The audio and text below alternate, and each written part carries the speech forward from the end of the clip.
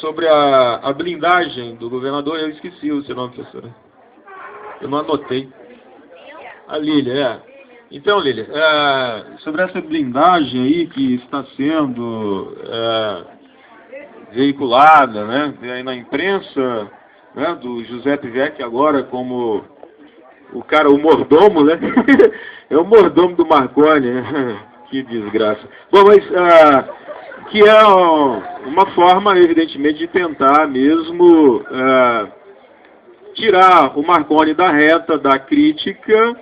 Isso a gente tem percebido desde o ano passado. Isso não é por acaso, é proposital. Marconi se desgastou imensamente durante esse governo. Primeiro, não, até que eu acho que a do Cachoeira veio um segundo momento. O primeiro momento foi o seguinte: a crise que ele deixou instalada quando o Alcides recebeu em 2006, e o Alcides entrou em pânico, e aí tentou lá a maneira dele, né, dar uma arrumada na casa. Ele dedicou a vida dele todinha naqueles 6 anos de mandato a arrumar a casa, que é inarrumável, levando em conta o rombo que o próprio Marconi ajudou a aprofundar. Não foi o Marconi que criou tudo no primeiro mandato, mas vai aprofundando. E aí deixou o pepino, o homem ficou meio perturbado, acabou não dando conta de fazer absolutamente nada. Não sei se ele faria se tivesse diferente, eu acho que não, né? Porque essa gente não tem compromisso com a grande massa, né?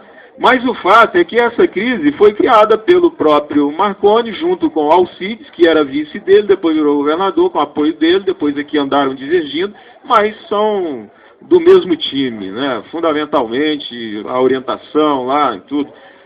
E aí leva a esta falência, né, do Estado e a necessidade de atuar dessa forma.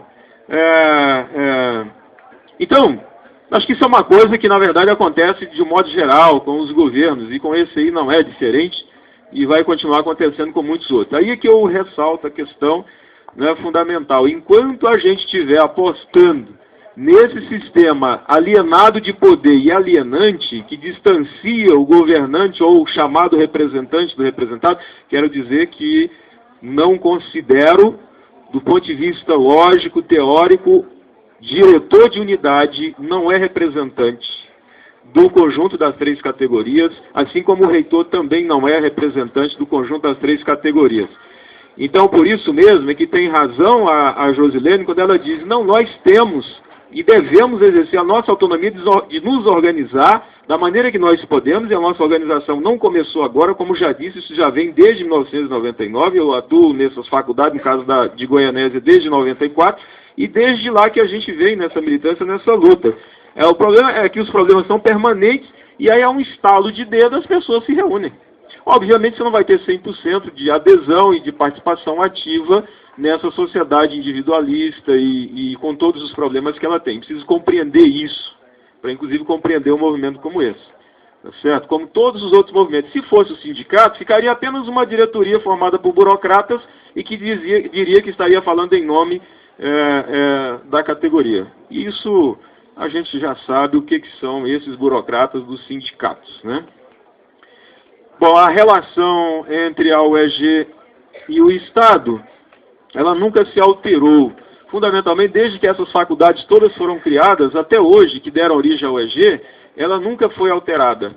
E mesmo com a existência de várias leis, que está lá no texto que o reitor escreveu, e que está aí chamando para discussão aí no dia 5, né, isso está dito, está colocado lá, desde a Constituição atual que foi promulgada em 1988. A autonomia está lá, dita.